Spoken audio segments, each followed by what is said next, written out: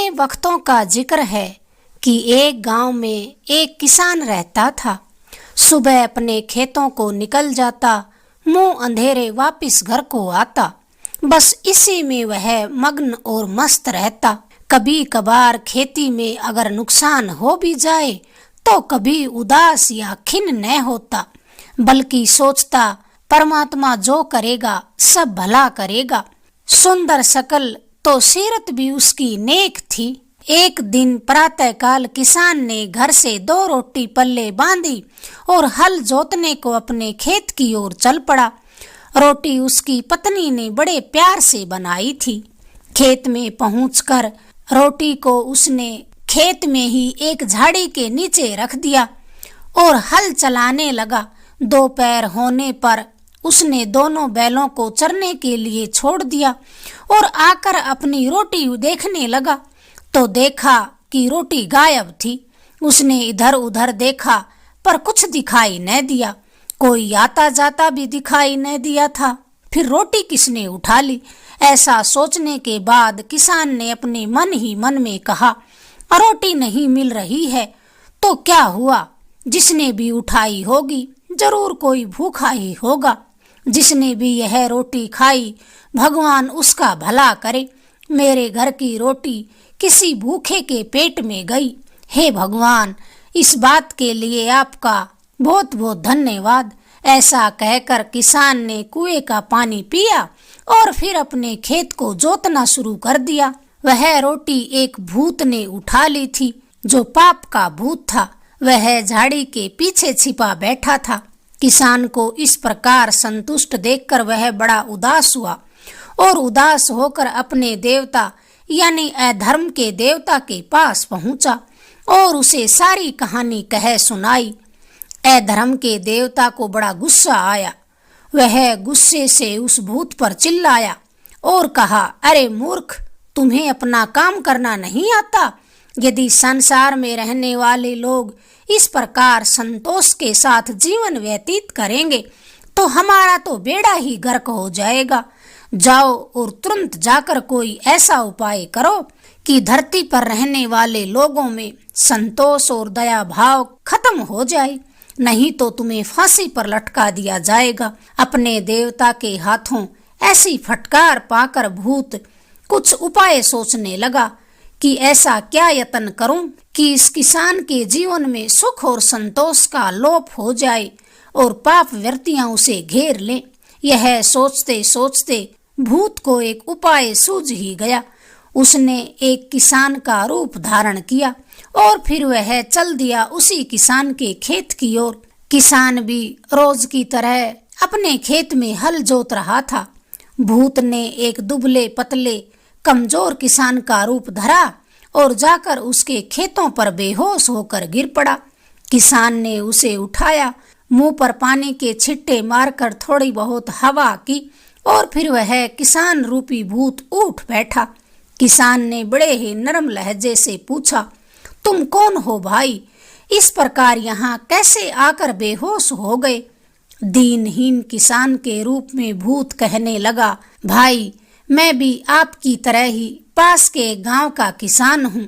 अधिक मेहनत और अपनी बुद्धि के इस्तेमाल से मेरे खेतों में बहुत अधिक अनाज पैदा होता था। इसे देखकर गांव के कुछ दुष्ट लोगों ने मेरे खेत, मेरी फसल सब हड़प लिया और मुझे मेरे ही खेतों से बेदखल कर दिया। अब मैं यहाँ वहाँ भटक रहा हूँ। किसान बना भूत हाथ जोड़कर किसान से कहने लगा, मुझे कुछ काम दे दीजिए। मैं आपको वचन देता हूँ कि कभी आपको निराश नहीं करूँगा। किसान तो था ही बड़ा दयालु और नेक दिल इंसान। उसमें देवताओं के अंश भी थे। उसने दया करके इस किसान को अपने यहाँ नौकर रख लिया। तो पहले ही साल उस भूत ने किसान को सलाह देनी आरंभ कर दी। कहने लगा, हे अन्नदाता, यदि आप आज्ञा दें तो मैं कुछ कहना चाहता हूँ। किसान कहने लगा, हाँ हाँ कहो, इसमें आज्ञा मानने की क्या बात है। भूत बना किसान कहने लगा, मुझे ज्योतिष विद्या का ज्ञान है और इसलिए मेरा अनुमान है कि इस साल सूखा पड़ने वाला है। खेती बाड़ी नष्ट हो सकती है। मेरी मानो तो तालाब और दलदल में खेती कर लो, आपको निश्चित रूप से लाभ ही लाभ मिलेगा। किसान ने अपने इस नौकर की यह बात मान ली। देव योग से उस साल वर्षा नहीं हुई, सब लोगों के खेत सूख गए और खेतियां जल गई, मगर इस किसान को बड़ा लाभ हुआ। जल से भरी हुई धरती होने के कारण काफी अनाज उगा। किसान को उस नौकर पर बड़ा विश्वास हो गया। अगले वर्ष उस भूत ने किसान से फिर कहा, हे अन्नदाता, ज्योतिष विद्या के अपने ज्ञान से मुझे यह आभास हो चुका है कि इस साल बहुत अधिक बारिश होने वाली है। खेत के खेत डूब जाएंगे, सारी फसलें नष्ट हो जाएंगी। कृपया करके आप ऊंचे टीले पर जाकर खेती करें। पिछले साल अपने नौकर की सटीक भविष्यवाणी की सफलता देखकर इस साल उस पर संदेह करने का कोई कारण भी न था। किसान ने फौरन भूत बने किसान की बात मान ली और ऊंचे टीलों पर जाकर खेती कर डाली। इस साल भी वैसा ही हुआ जैसा इस किसान बने भूत ने कहा था। बहुत अधिक वर्षा होने के कारण सब खेतियां पानी में डूबकर सड़ गई। इस किसान को कोई हानि न पहुंची। उस साल इस किसान के पास इतना जो पैदा हुआ कि कोठियां भर गई। किसान और उसकी पत्नी खुशी से झूम उठे, लेकिन साथ ही इस असमंजस में भी पड़ गए कि अब इतने सारे अनाज का क्या किया जाए। किसान रूपी भूत ने फिर अपना सुझाव दिया, हे अन्नदाता, यह ईश्वर की बड़ी ही कृपा है कि आपके पास इतना अनाज हो गया है कि कई वर्षों तक आप बिना खेती किए खाएंगे तो भी यह अनाज खत्म न होगा, किंतु यदि एक साल के अंदर इसे खत्म न किया गया तो यह सड़ भी जाएगा और सारी मेहनत बेकार हो जाएगी। किसान सोचते हुए बोला, बात तो तुम्हारी बिल्कुल सही है, तो फिर अब तुम ही बताओ कि इतने सारे इस अनाज का क्या किया जाए। अब यहाँ से भूत ने अपनी करामात दिखानी शुरू की। भूत ने उस किसान को जौ से मदिरा बनाना सिखा दिया।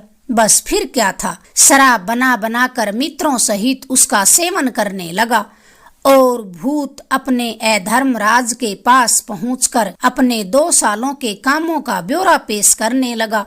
उसने अधर्मराज से विनय प्रार्थना की कि हे महाराज, अब चलकर देखिए कि मैंने कैसा मंत्र चलाया है। अब किसान तामसिक गुणों से कदापि नहीं बच सकता। मनुष्य लोक में अब अपना राज कायम करने से कोई नहीं रोक सकता। अधर्मराज और भूत दोनों किसान के घर पहुँचे। देखा कि वहाँ आसपास के सारे किसान इकट्ठे हुए हैं। किसान की स्त्री उन सबको मदिरा पिला रही है। वे सब हंस रहे हैं, खुश हैं और झूम रहे हैं। इतने में किसान की पत्नी ने ठोकर खाई और मदिरा से भरा गिलास उसके हाथ से छूट गया। किसान गुस्से से होकर अपनी पत्नी पर चिल्लाया और कहने लगा, फूहड़ औरत कहीं की, क्या तू इसे किसी तालाब का पानी समझ रही है? इतनी कीमती शराब तूने ऐसे ही गिरा दी, चल हट जा यहाँ से। इतना कहकर उसने अपनी पत्नी के हाथ से शराब की बोतल छीन ली, खुद ही अपने यार दोस्तों में शराब बांटने लगा। भूत ने अधर्म के देवता से कहा, देखिए महाराज, यह वही किसान है जो बेहद गरीब होने पर भी रोटी खाने की चिंता नहीं किया करता था और आज थोड़ी सी शराब के बिखर जाने पर मरने मारने पर आतुर हो गया है। यह देखकर अधर्मराज बहुत ही खुश हुआ। जिस समय यह पीने पिलाने का दौर चल रहा था, उसी समय वहाँ एक साधु भोजन मांगने आ पहुँचे। किसान ने उसे दुत्कार कर कहा, चले जाओ यहाँ से, क्यों भीतर घुसे आ रहे हो? यहाँ क्या भोजन तुम्हारे बाप दादा बना कर गए हैं? यह देखकर अधर्म देवता बड़ा ही प्रसन्न हुआ। भूत बोला, अभी तो सिर्फ शुरुआत हुई है महाराज, आगे आगे देखना क्या होता है। सब किसान पहला प्याला पीकर मस्त हो गए और आपस में चिकनी चुपड़ी बातें करने लगे। अधर्म देवता कहने लगा, वाह भाई भूत वाह, क्या कहना है तुम्हारा? ये लोग इसी तरह कपट की बातें करने लगेंगे तो हमारा राज्य यहाँ पर अचल हो जाएगा। भूत कहने लगा, महाराज अभी तो पहला ही प्याला है, दूसरा प्याला पीने दीजिए, फिर इनको आप बाघ के रूप में देखना। दूसरा प्याला पीने की देर थी कि वे लोग आपस में कोलाहल और हाथापाई करने लगे। किसी ने किसी को थप्पड़ दिया तो किसी ने किसी को गुस्सा दे दिया। स्वयं घर के मालिक पर बेहिसाब की मार पड़ी। भूत बोला, बस तीसरा प्याला और पेट में गया कि सब के सब सुअर बन जाएंगे। किसान ने तीसरा प्याला पी लिया तो वहां का दृश्य कुछ और ही हो गया। वे सभी के सभी पशु समान नंगे होकर नाचने लगे। कोई इधर भागा तो कोई उधर भागा, कोई कहीं गिर पड़ा, कोई कहीं गिर पड़ा। किसान दौड़कर नाले में गिर पड़ा और सुअर की तरह वहीं पड़ा पड़ा हल्ला मचाता रहा। ए धर्मराज कहने लगा, शाबाश भूत शाबाश, तुमने तो बड़ा ही अच्छा काम किया है। यह मंत्र तो एक ही है। मुझे लगता है तुमने शराब बनाते समय अवश्य ही उसमें लोमड़ी, बाघ और सुअर का खून मिला दिया होगा, जिसके कारण ये बारी बारी से लोमड़ी, बाघ और सुअर बन गए हैं। भूत ने कहा, नहीं महाराज, यह बात नहीं है। यह नियम है कि मनुष्य को हर रोज केवल भूख मिटाने के लिए अन्न मिलता रहे तो वह कोई उपद्रव नहीं करता। जो ही उसके पास आवश्यकता से अधिक आया तो उसने धूम मचानी शुरू कर दी। बस यही मंत्र मैंने इस किसान पर चलाया है। जब तक यह निर्धन था तो संतोष से अपना जीवन बिता रहा था। मैंने इसे इतना अन्न दिया कि इसकी बुद्धि भ्रष्ट हो गई। मदिरा बनाना और पीना सीखकर इसने अपने सारे गुणों को अवगुणों में बदल लिया। लोमड़ी, बाघ और सुअर का अंश तो पहले ही मनुष्य में उपस्थित होता है, बस अवसर पाते ही सब कुछ प्रकट हो गया। अब यह मदिरा का भक्त होकर सदैव पशु बना रहेगा। फिर अधर्म के देवता ने अति प्रसन्न होकर भूत को प्रधान की पदवी दे दी। अगर आपको ये कहानी पसंद आई, प्लीज हमारे चैनल को लाइक करें, शेयर करें, सब्सक्राइब करें। धन्यवाद दोस्तों।